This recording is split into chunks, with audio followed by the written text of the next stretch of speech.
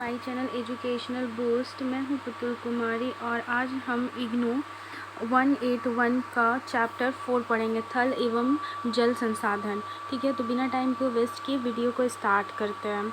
तो जो भी मेरे चैनल पे न्यू है वो मेरे चैनल को लाइक शेयर एंड सब्सक्राइब ज़रूर करें। तो आइए हम देखते हैं इकाई की रूपरेखा। ठीक है, चैप्टर 4 की जल एवं जल संसाधन को हम देखेंगे। इसमें पहले में क्या पढ़ना है, प्रस्तावना और संभावित अध्ययन परिणाम कि क्या इसका प्रस्तावना इस चैप्टर को पढ़ने में। दूसरा हम पढ़ेंगे नवीकरणीय और अनवीकरणीय संसाधन क्या होता है। और 4.3 में हम पढ़ेंगे नवीकरणीय जल संसाधन। नवीकरणीय जल संसाधन में हम देखेंगे जल चक्र, जल के प्रकार, सतह और भूजल का अत्यधिक दोहन और जल स्रोतों का निम्नीकरण, बाढ़ और सूखा, जल संसाधन का संरक्षण और प्रबंधन। और अनवीकरणीय थल संसाधन में पढ़ेंगे मृदा का निर्माण, कृषि एवं अतिचराई के कारण हुई परिवर्तन और भूमि निम्नीकरण, भूमि उपयोग योजना और प्रबंधन। और उसके बाद हम लास्ट में पढ़ेंगे सारांश। ठीक है, तो बिना टाइम को वेस्ट किए हम इस वीडियो को पार्ट वाइज पार्ट पढ़ते जाते हैं। तो प्रस्तावना, पिछली इकाइयों में आपने पढ़ा है कि आपको पर्यावरण, ठीक है, पिछली इकाई में हम पढ़ेंगे पर्यावरण किन से बनता है और किस प्रकार पारितंत्र इकोसिस्टम मनुष्य के समेत असंख्यक जीवन प्रकारों का सहारा देता है। आप पर्यावरण के महत्व को भी उसके बाद शाकभक्षियों और विभिन्न उपभोक्ताओं जैसे मांसभक्षियों तक एक दूसरे के रूप में परिवर्तित होकर जाती है। इस इकाई में हम उन संसाधन अथवा संपदाओं के विषय में चर्चा करेंगे जो प्राकृतिक ने दी है, क्योंकि ये सभी जीवन प्रकार की उत्तरजीविकाएं और विकास के लिए अनिवार्य है। यह हमारा प्रमुख सरोकार है कि हम इस प्राकृतिक संपदा को समझदारी से और उचित तरीके से उपयोग करें। यद्यपि संसाधन का उपयोग अविकीय तरीके से हो रहा है, ऐसा कुछ तो मानव जनसंख्या में अत्यधिक वृद्धि के कारण और कुछ हमारे द्वारा ये समझने में कमी के कारण है कि ये संसाधन सीमित है और एक दिन समाप्त हो जाएंगे। भूमि सतह का खतरा खेती, चराई अथवा पादप सामग्रियों दोहन के लिए अत्यधिक और अनियंत्रित उपयोग नापादप समुदाय और अनेक संयोजन तथा पूर्वजनन क्षमता को प्रतिकूल रूप से प्रभावित किया है। जैसे शहर में खनन और प्रदूषण का सर्वाधिक और दीर्घकालीन प्रभाव बल संसाधन का मात्रात्मक और गुणवत्ता निम्नीकरण है। जैसा कि हम इसमें क्या पढ़ें कि हम जानते हैं कि पर्यावरण कैसे बना है, इकोसिस्टम कैसे बना है। ठीक है, पारितंत्र मतलब पर्यावरण तो हम जानते हैं जो हमारे आसपास में पेड़ पौधे, जीव जंतु, पानी जो भी दिखते हैं, जिसको भगवान बनाया वो पर्यावरण कहलाता है। ठीक है, तो उसी में हम देखेंगे यहाँ पे निम्नीकरण मतलब कि अनवीकरणीय और नवीकरणीय। ठीक है, कि नवीकरणीय जो कि कभी ख़त्म नहीं होगा, अनवीकरणीय जो कि ख़त्म हो जाएगा। ठीक है, तो हम यहाँ पे देखेंगे कि अपने जल और जल संसाधन को संरक्षित और सुरक्षित रखने के लिए अन्य कारण यह है कि अपनी आपूर्ति असीमित नहीं है। प्राकृतिक संसाधन की मांग नियंत्रण बढ़ रही है, अतः हमें उनको अधिक कुशलता से उपयोग करने की आवश्यकता है। देखिए, हम जानते हैं कि जल का संसाधन बहुत ही इंपॉर्टेंट है हमारे लिए, क्योंकि पृथ्वी में 3/4 भाग जो है वो नमकीन पानी है, 1/4 भाग है जो पानी हमारा पीने योग्य है। तो पानी को जो है इंपॉर्टेंस बहुत ज़्यादा अधिक है और पानी को क्यों संरक्षण करना आवश्यक है, तो इसके लिए संभावित अध्ययन परिणाम हम क्यों पढ़ेंगे। ठीक है, तो इसमें इस इकाई को पूरा पढ़ने के बाद हम जानेंगे कि नवीकरणीय और नवीकरणीय संसाधन को परिभाषित कर सकेंगे, हमारी पृथ्वी पर उपलब्ध प्राकृतिक संसाधनों के प्रकार का वर्णन कर पाएंगे और यह समझ सकेंगे कि किस प्रकार कृषि और उद्योग में विभिन्न मानव गतिविधियों ने भूमि और जल संसाधन का निम्नीकरण किया और मृदा अपरदन और मरुस्थलीय की परिघटना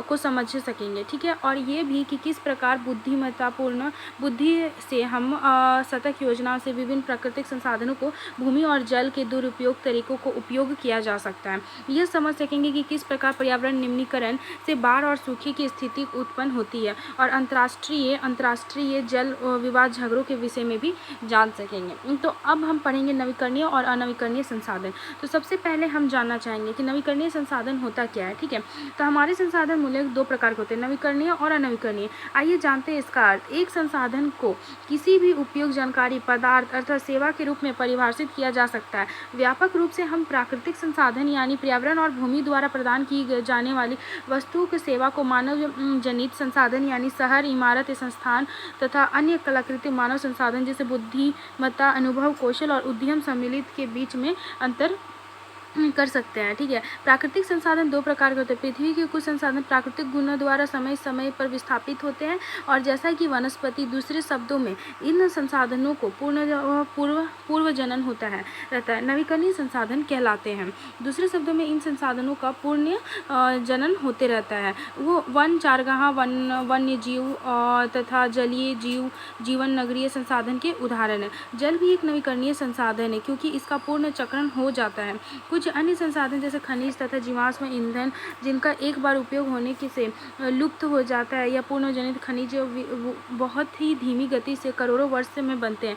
एक निश्चित खनिज का उपयोग हो जाने पर पुनर्जनित के लिए जीवाश्म व पेट्रोल, जिनका दहन हो जाता है, पुनर्जनित नहीं किया जा सकता है, उसे अनवीकरणीय संसाधन कहलाते हैं। जैसे कि हम यहाँ पे बताते हैं, ठीक है। नवीकरणीय संसाधन जो होता है वो क्या होता है, जो कभी समाप्त नहीं होगा। जब तक मनुष्य है तब तक ये रहेगा ही रहेगा, ठीक है। जैसे नवीकरणीय संसाधन कहते हैं, जैसे सौर ऊर्जा हो गया, पवन ऊर्जा हो गया, सूर्य हो गया, ठीक ना, कि जब तक हम है तब तक सूर्य रहेगा, पृथ्वी है। और अनवीकरणीय संसाधन जो है, अनवीकरणीय संसाधन कुछ समय तक है और वो खत्म हो जाएगा जल्द, जिसे हम अनवीकरणीय संसाधन कहते हैं। जैसे कोयला हो गया, पेट्रोल हो गया, ये सब बहुत धीमी गति से बनते हैं, तो इसे हम क्या बोलते हैं, अनवीकरणीय संसाधन। तो नवीकरणीय जल संसाधन, जल जो है वो नवीकरणीय संसाधन है। कैसे? क्योंकि जल जो है वो मतलब चक्र होता है, ठीक है। वो बादल बनते हैं, जब गर्मी के दिनों में समुद्र का जल बादल का निर्माण करता है और वो फिर बरसते हैं और फिर से वापस जमीन में आते हैं। तो जल जो है, जल जीवन में सबसे महत्वपूर्ण घटकों में से एक है। हमारे जल संसाधन सीमित है, जबकि प्रकट रूप से जल प्रचुर मात्रा में उपलब्ध है। जल की उपयोग योग मात्रा की विश्व के बड़े हिस्से में बहुत कमी है, ठीक है। मानव की उत्तरजीविता के सदस्यों को समाज की भूमि और जल संसाधन के संबंध पर निर्भर है। यह संबंध तब से विकसित हो रहा है जब से नदी के तटों और घाटियों ने मानव बस्तियों की बसावट को प्रभावित किया। अनेक प्राचीन सभ्यता नदी के तटों पर फूली और नदियों की बाढ़ में नष्ट हो गई। कुछ सभ्यता दोषपूर्ण जल भर और नदी घाटी प्रबंध के कारण समाप्त हो गई। यद्यपि अतः मनुष्य को जल और भूमि का चक्रीय संबंध समझ में आ गया। इस समझ ने अत्यधिक विकसित अभियंत्रिक तकनीकों के प्रवेश द्वारा ठोके बनाने की शुरुआत की। यहाँ पे क्या हुआ कि जल संचय जो है वो बहुत ही कम है पृथ्वी पे। हम जानते हैं कि विश्व में बहुत ही कम है जल, तो ये क्या हुआ कि जल जो है वो संसाधन में बहुत ज़्यादा निर्भर करता है। तो ये विकसित होने के लिए बहुत सारे तट घाटियों का भी निर्माण किया करता था। मीठा पानी मानव जीवन के निर्वहन के लिए सबसे महत्वपूर्ण पदार्थ में से एक है, और इसे पंचतत्व पृथ्वी, अग्नि, वायु, अंतरिक्ष और जल में से एक महत्वपूर्ण तत्व माना जाता है। इसकी सभी जनों द्वारा श्रद्धा और पूजा की जाती है और सम्मान किया जाता है। उसके बाद है, ऐसा इसलिए है क्योंकि पृथ्वी पर पाए जाने वाले जल का महज 1% हम सब के लिए आसानी से उपलब्ध है। इस मात्रा से लगभग 73% कृषि, 20% उद्योग और शेष घरेलू तथा मनोरंजन आवश्यक जैसे पानी तथा अन्य उपयोगी के लिए प्रयोग किया जाता है। जल संसाधन का वैश्विक वितरण दर्शाता है कि जल की कुल मात्रा 3% से भी कम मीठा जल है, और विभिन्न संसाधन में कुल मीठे जल की उपलब्धता की सारणी 4.1 में दिखाया गया है। जैसे कि हिमकृत, जिसमें यहाँ मीठा जल कितना है तो 80 पॉइंट है, 80.800 है। तरल है तो 20 पॉइंट है। उसके बाद झील में है 0.2 और 1.1 उपलब्ध है, ठीक है। तो ये सारणी है जिसको आप देख सकते हैं कि कितना कम हमारे विश्व में पानी है। उसके बाद लिए इस पर निर्भर किया जाता है कि कमी वाले उत्पाद में 90%, ठीक है, 90% से अधिक भूजल के रूप में, जबकि सिर्फ 1% झील और तालों में मृदा पाचलन के लिए सिर्फ 0.2% दोगुनी मात्रा नदी वाले और वायुमंडल में। भारत में कुल वार्षिक वर्षा के संदर्भ में बहुत भाग्यशाली है। यहाँ 400 मीटर से भी ज़्यादा 10 लाख हेक्टेयर मीटर औसत वर्षा की होती है, और 185 सतह जल के रूप में उपलब्ध और 50 भूजल में भंडारित 165 मृदा में भंडारित होता है। मीठे जल की कुल मात्रा मनुष्य वर्तमान और भावी आवश्यकताओं को पूरा करने के लिए पर्याप्त से भी अधिक है, लेकिन इसके असमान वितरण, व्यापक मौसमी और वार्षिक उतार चढ़ाव के कारण जल की कमी विश्व के अनेक भागों में एक गंभीर समस्या है। अतः हम देख सकते हैं कि विभिन्न उपयोग जैसे सिंचाई, नौचालन, जल विद्युत उत्पादन तथा घरेलू और औद्योगिक आवश्यकताओं के लिए आवश्यक जल की मात्रा कम है, इसलिए यह आवश्यक है कि जल संसाधन का उचित उपयोग किया जाए। यहाँ पे हम जान गए कि वर्षा जो है, हमारे भारत जो है वो बहुत ज़्यादा इसमें खुशनसीब है, क्योंकि भारत में वर्षा बहुत ज़्यादा होती है, ठीक है, 400 मीटर से भी ज़्यादा होती है। इस वजह से यहाँ पे पानी जो है वो कभी जल्दी ख़त्म नहीं होती, लेकिन फिर भी मीठे जल का मात्रा बहुत कम है, इसलिए हमें पानी को क्या होता है बचा के रखना चाहिए, क्योंकि यहाँ पे सिंचाई, नौचालन, जल विद्युत उत्पादन सभी चीज़ के लिए यूज़ करता है। तो अब हम जानेंगे कि जल चक्र क्या होता है। तो सिंपल सा वर्ड में हम जल चक्र को जानेंगे। जो समुद्र के जल होते हैं, ठीक है, वो गर्मी के दिन में क्या होते हैं, वाष्पीकरण होकर बादल का निर्माण करते हैं, और वही जब ठंड हो जाते हैं तो वो बारिश के रूप में बरसना स्टार्ट करते हैं, जिसे हम जल चक्र कहते हैं। तो जल पर जल सतह रूप में गति होती रहती है, यह अनेक जटिल परस्पर चक्र बनाता है। जल चक्र में वायुमंडल, सागर, पृथ्वी और समस्त जीव उद्योग जगह सम्मिलित है। जल को परिसंचरण अत्यधिक गति और वैश्विक स्तर का है, यद्यपि सुविधाओं के लिए यह विभिन्न श्रेणियों में विभाजित किया जाता है। ठीक है, देखिए यहाँ पे समुद्र ये सब सारा पानी क्या हुआ, ये सूखकर बादल का निर्माण किया, और जब ये ठंडा होता है तो ये सतत अपवाह होने लग जाता है। वर्षण, वर्षण का मतलब यहाँ पे क्या है कि वर्षण, ठीक है, प्रिसिपिटेशंस में वे सभी प्रकार की सम्मिलित है जिनमें वायुमंडल आर्द्रता पृथ्वी पर गिरती है। वर्षा, हिम, ओला, हिमवर्षा और ओस। जल के वाष्पन के कारण वायुमंडल में जो आर्द्रता प्रवेश करती है वह जमीन पर गिरने से पहले या तो तरल वर्षा अर्थात ठोस हिम आवृत्ति हिमावर्षा में परिवर्तित हो जाती है। चित्र 4.2 में जल वायुमंडल में संघन, निक्षेप और वर्षण के द्वारा भूमि सागरों में वापस आ जाती है, जो कि मैंने आपको समझाया कि जो जल है वो सूखकर बादल निर्माण करते हैं और फिर वो फिर अपने वापस में जमीन पे पानी आ जाता है।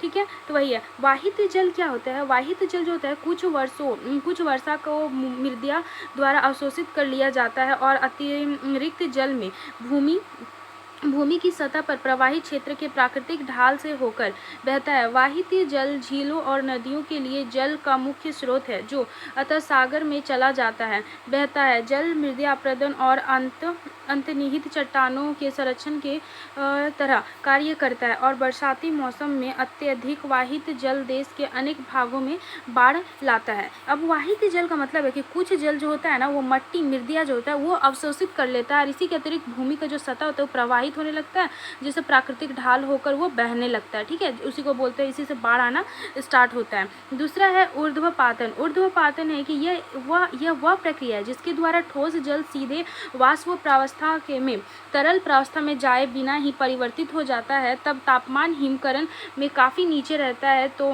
ऐसे काल में बर्फ के पत्रकों का क्रमिक रूप से लुप्त होना ऊर्ध्वपातन कहलाता है। ठीक है, जब बारिश होता है तो उसमें जब लुप्त हो जाता है जो बादल वगैरह, उसी को बोलते हैं ऊर्ध्वपातन। और वाष्पन का मतलब है कि यह वह प्रक्रिया है जिसके द्वारा तरल जल में परिवर्तित तापमान में वाष्पीकरण हो जाता है। मतलब जब धूप ज़्यादा हो तो पानी क्या होता है ना कि सूखने का लग जाता है। आप देखते होंगे कि बहुत ज़्यादा मैदान वगैरह सूख जाता है, नदी वगैरह सूख जाता है, पानी कम हो जाता है, जिसको वाष्पीकरण कहते हैं। अब है वाष्पोत्सर्जन। वाष्पोत्सर्जन भी इस अर्थ है कि पादप पत्तियों द्वारा वाष्प के रूप में जल का हानि होना, मतलब सूखा पड़ना, तो वही वाष्पीकरण कहलाता है। अब जल के प्रकार, ठीक है, या जल के रूप। तो जल जो होता है, पहला मीठा पानी होता है। मीठा पानी जो कि एक सर्व विलायक है और अनिवार्य रूप से अनेक विलयी लवण होते हैं।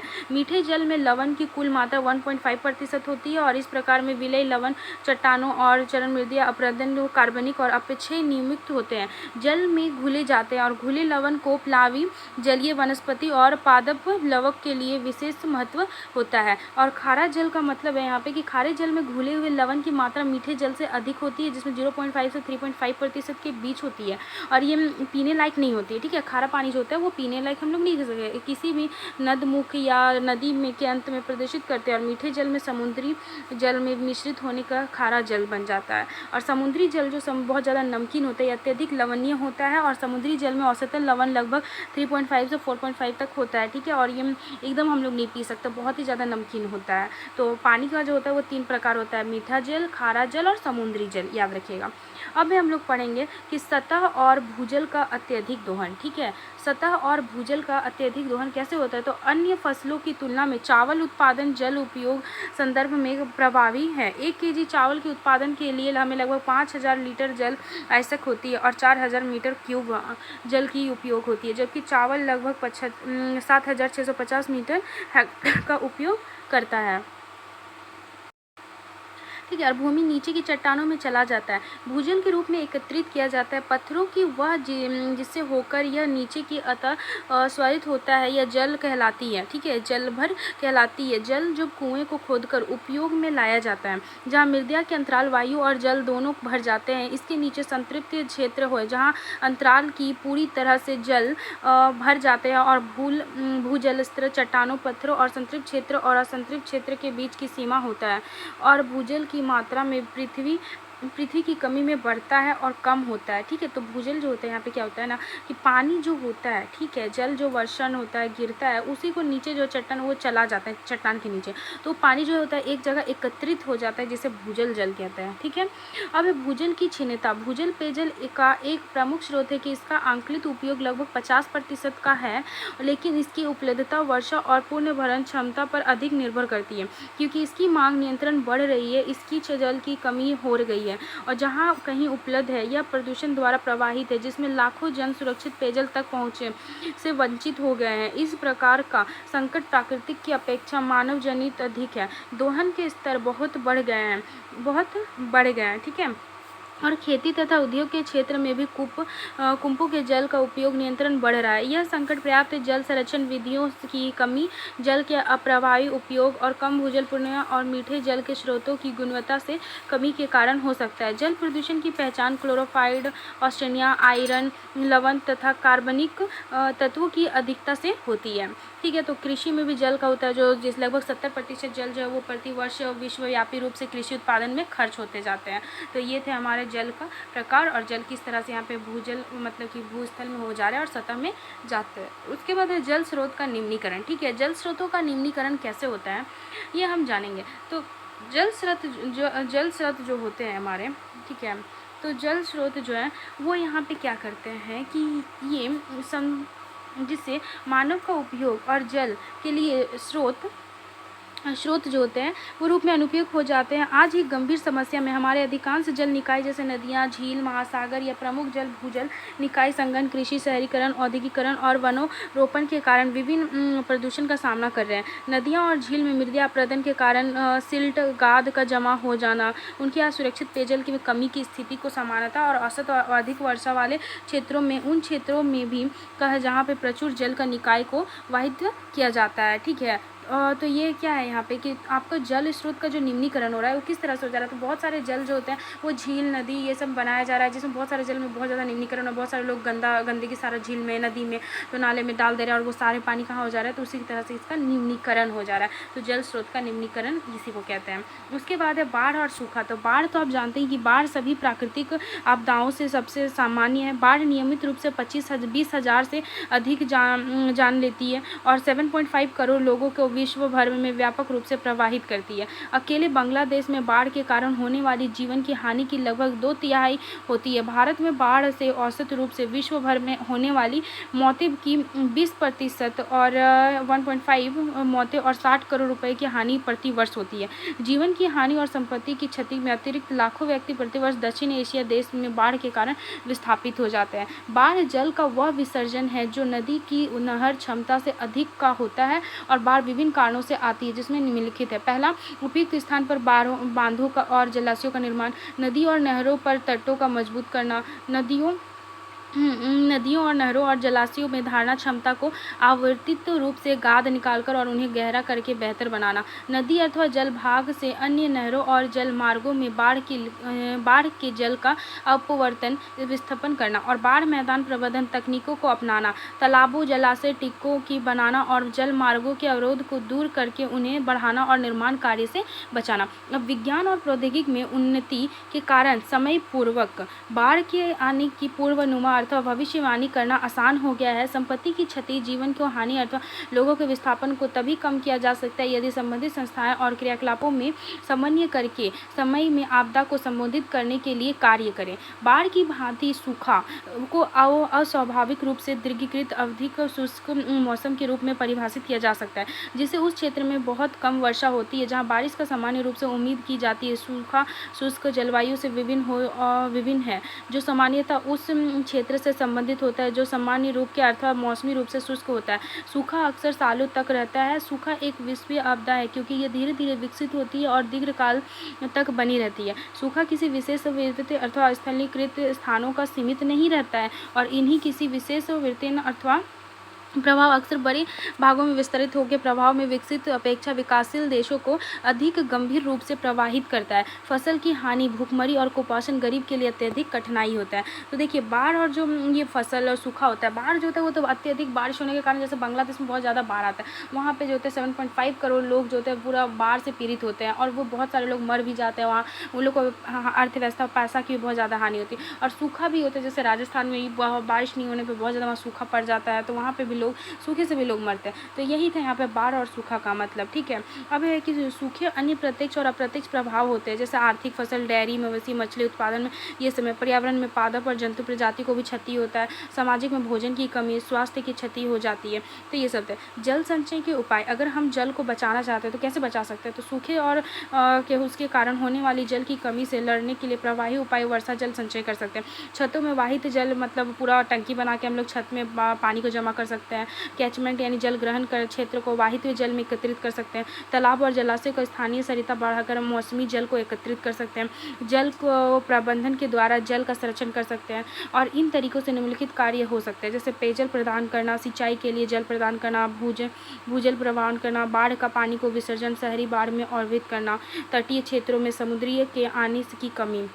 स्थानीय स्तर पर अनेक जल प्रबंधन कार्यनीति आजकल उपयोग में लाई जा रही है, जो कभी कभी जल प्रबंधन के लिए व्यापक स्तर पर केंद्रित पूंजी गहन तरीकों को प्रदान करने वाले बेहतर विकल्प देती है। ये व्यापक पहुंचाने वाले जल प्रबंधन तरीकों की भी पूरक हो सकती है। देश के विभिन्न क्षेत्रों में अनेक तरीके जल संचयन की पारंपरिक प्रणालियों में उपयोग किए जा रहे हैं। उदाहरण के लिए जोहारों, तालाबों का सतह जल निकाय और कुहरों भूमि का चलने देश के अनेक भागों में है। उत्तर पूर्वी पहाड़ी में जल संरक्षण के लिए बासन और ट्रप्स सिंचाई, ड्रिप इरिगेशन की भी जाती है। और ठंडे रेगिस्तान जैसे हिमाचल प्रदेश, स्पीति प्राचीन काल में कुल सिंचाई का चलन है। और इसमें 4.7 में देखिए यहाँ पे जो है कि यहाँ पे बांस का प्रयोग चलता है, ठीक है, कि यहाँ पे पानी खुद ब खुद पहुँच रहा है, कि जहाँ भी देना है, जैसे खेती कर रहा है कोई, तो वहाँ पे हम लोग बांस के थ्रू वहाँ पे पानी पहुँचा सकते हैं। और अब बहुत सारे इस तरह के तरीका आ चुके हैं जिसमें हम लोग कूलर, नदी, तालाब बनाकर भी कर सकते हैं, ठीक है, सांचा बनाकर भी कर सकते हैं। ट्रिप्स आ गया जिसमें हम लोग मोटर का यूज़ करके भी पानी को दे सकते हैं। तो ये सब है। यहाँ पे हैदराबाद में ही महानगर में जलपूर्ति को सीवेजल किया जाता है, जिसमें वर्षा जल को संग्रहित किया जाता है, ठीक है। तो आज हम यहीं तक पढ़ते हैं। तो थैंक यू फ्रेंड्स, मेरे वीडियो को लाइक, शेयर एंड सब्सक्राइब करें। अब पार्ट 2 में हम इसके आगे पढ़ेंगे।